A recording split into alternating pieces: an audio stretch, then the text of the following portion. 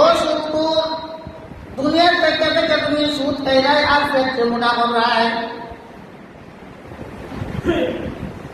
তুমি কি জানো সুদ খাও না তোমার পেটের ভিতরে সাপ আইনা জমা করায়?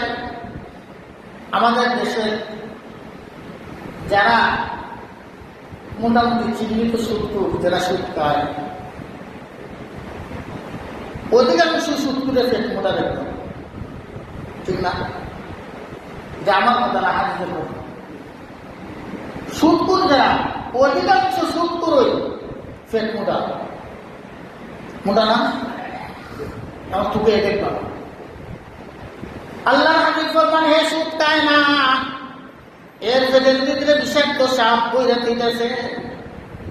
এই সাপে এখন কামড় দিব না, এর দেহ থেকে রূপ বাইরে কেটে দিব, পেটের ভিতরে সাপ তারে দংশন করতে দেরি করতো না।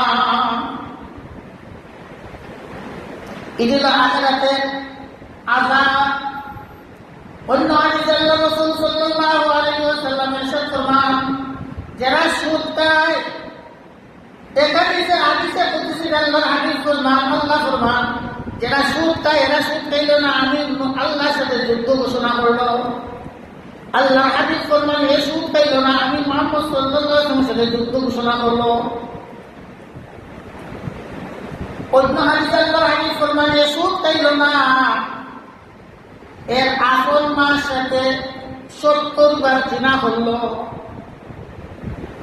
সুদ খাওয়ার একবারে শুধু গুনাহ যেটা, এই গুনাহটা হলো আল্লাহর হাদিস ফরমান, যে সুদ খায় এর তার মার সাথে 70 বার জিনা করলে যে পরিমাণ গুনাহ, ওই পরিমাণ গুনাহ। নাউযুবিল্লাহ মিন যালিক।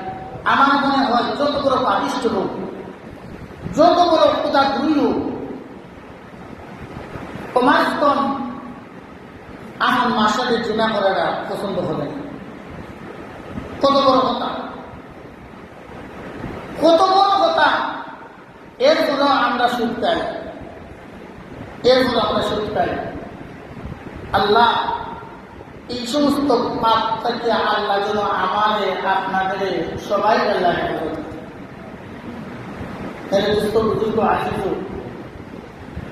বিষাক্ত সাপ বিচ্ছুত থেকে যখন আমরা হেফাজত করিবার লাগে আল্লাহকে প্রার্থনা করব, বিশেষ করে আমরা নামাজ পড়ব। এখানে আল্লাহ রাসূল ফরমান, নামাজের সমস্ত আপদ বিপদ থেকে হেফাজত করে। নামাজে সমস্ত আপদ বিপদ থেকে হেফাজত করে। নামাজে মন গ্যাস করে, মন অন্তর্দেশ পরিষ্কার করে।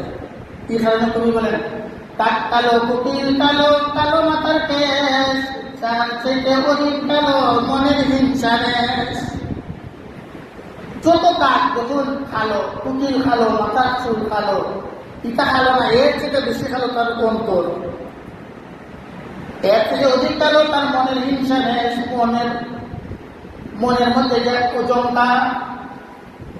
আমরা যখন নমাজ আদায় করবো, এই নমাজের মাধ্যমে সর্বপ্রথম এই নমাজের তাসির আল্লাহ আমার উপর দিব। আর তাসির দেওয়ার কারণে আপনি আমার অন্তরে আল্লাহ পরিষ্কার করে দিব। অন্তর পরিষ্কার করার একমাত্র মেডিসিন নামাজ। যে বেশি বেশি রুকু চেষ্টা করে, যে যত বেশি নামাজ আদায় করে, আল্লাহ তার মন পরিষ্কার করে।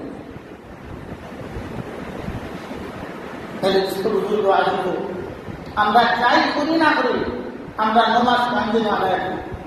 নমাজ কান্দিন সময় মতো আদায় করি। মেরে দুস্থ বুজুর্গ আয়োজিত, আজকে আপনি আমার সময় নাই, এমন একটা সময় আসবে যে সময় নাকি আজরাইল আমার সময় দিব। এখন আমার সময় নাই, নমাজ পড়তাম, নমাজে যেতাম, মসজিদে যেতাম, আগামীতে সময় নাই, বাজারে যেতাম, কেন করবো সময় নাই, মসজিদে যেতাম জায়গা কি দিকে নমাজ পড়ে সময় নাই। এমন এক সময় আসবে, আপনি সময় চাইবেন, আজরাইল আপনাকে সময় দিবেন। তবে তোর সময় আমার কাছে, তোর সময় নাই। সারা জীবন বয়স বাউটামি করিয়া, আগুনটামি করিয়া ঘুরাইয়া পাকাইবে না, লম্বা লম্বা পাড়া পাড়া করে দিছ, সে রাস্তা লম্বা লম্বা করে এটা করে পাকাইছ। আর এখন তুমি আমাদের সময় চাও, আজরাইল মালাকুল মউত বলতে এখন আমাদের কাছে সেকেন্ড সময় চলে আসে। আল্লাহ রাব্বুল আলামিন আপনি আমি